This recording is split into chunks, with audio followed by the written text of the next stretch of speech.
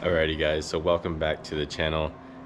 Today we are going to get the clutch slave cylinder installed, and then I'm going to drop this off right now. This is the triangle brace. I think it's called a lower strut tower brace. It's a requirement to have an upgraded triangle brace when you have the Figs Pro angle kit. So this one's a Cusco, but I don't know if you could see here where it's got like rust from the motherland. But it's no big deal. We're gonna drop it off for a powder coating. Originally I wasn't going to do that, but I think it's worth it just in case, so bolts don't get rust on them and doesn't deteriorate quickly for whatever reason. So let's go ahead and get that started and yeah, get some stuff done today.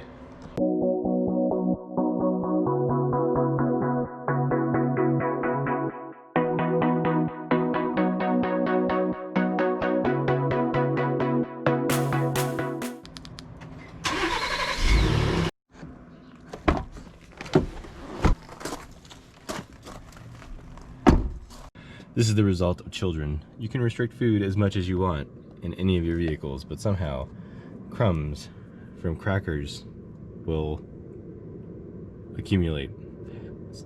I don't know how, but thankfully it's on a mat, it's easy to clean, but whatever. So Ryan and I are on the road to dropping off this brace at the powder coating shop. It's called Number 5 Specialty. It's actually right down the road, so I'm pretty psyched that there's something that close that can do this. Haven't actually picked a color, but we'll do a color reveal once it's done. So yeah.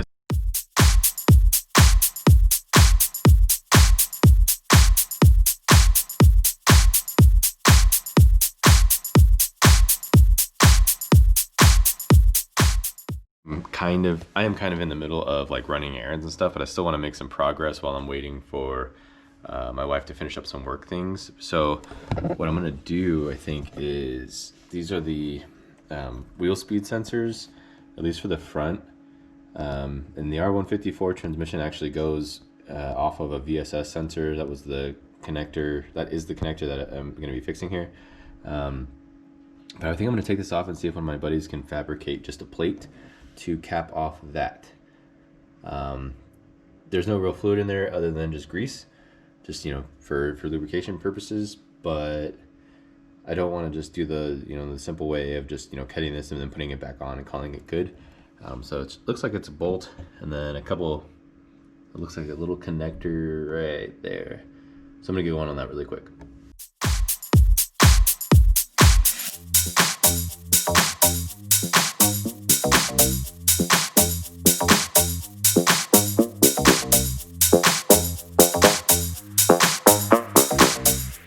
Boom, and it's out. So I'll get the other side out and yeah, we'll see if we can get some plates fabbed up.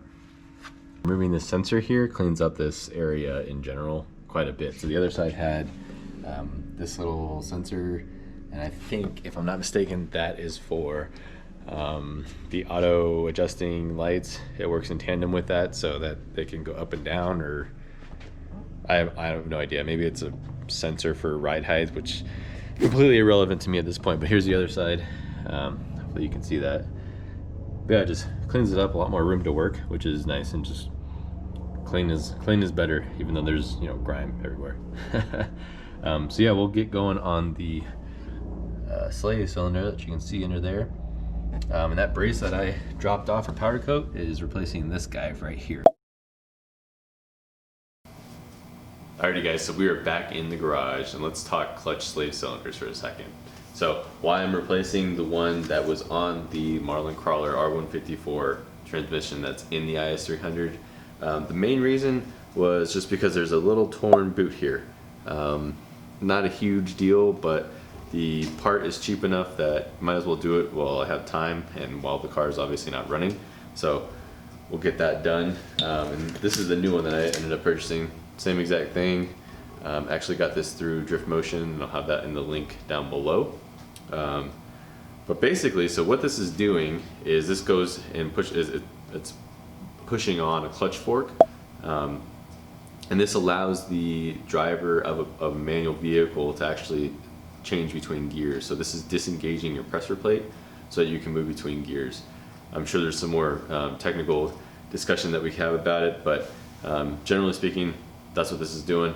So we'll go ahead and get this installed, and then we'll... Alright, so it might be a little bit hard to tell, but this is the transmission, and that hole right there is where the clutch slave cylinder goes in, 2 bolts. There's also a dust cover to the left here, and there's 4 bolts on that if you want to take it off. I probably will, just because it's the first time I'm doing this. And then I have a clutch line to install right here. It's a Chase Bay's line. But yeah, I'm gonna get started on this. I'm not sure that I'm gonna film this because it's kind of a tight area since I don't have a lift.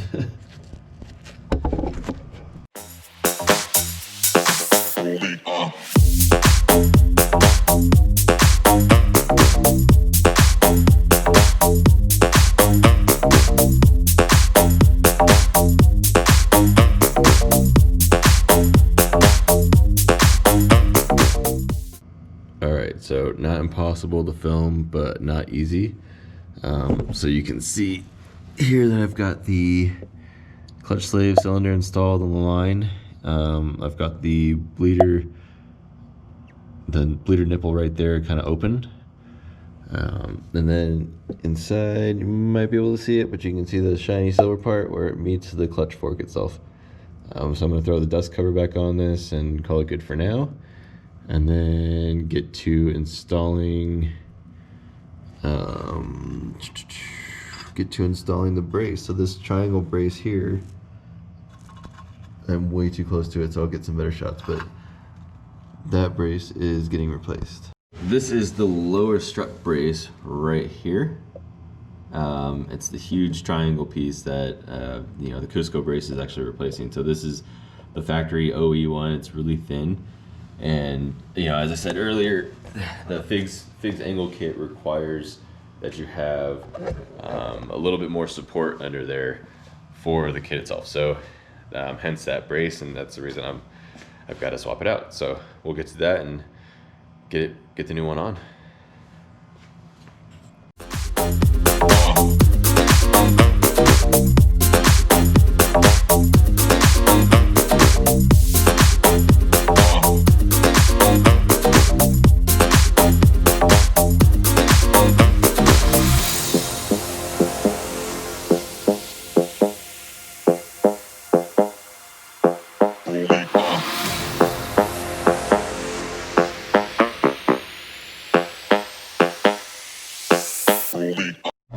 Alrighty guys, so the brace is in.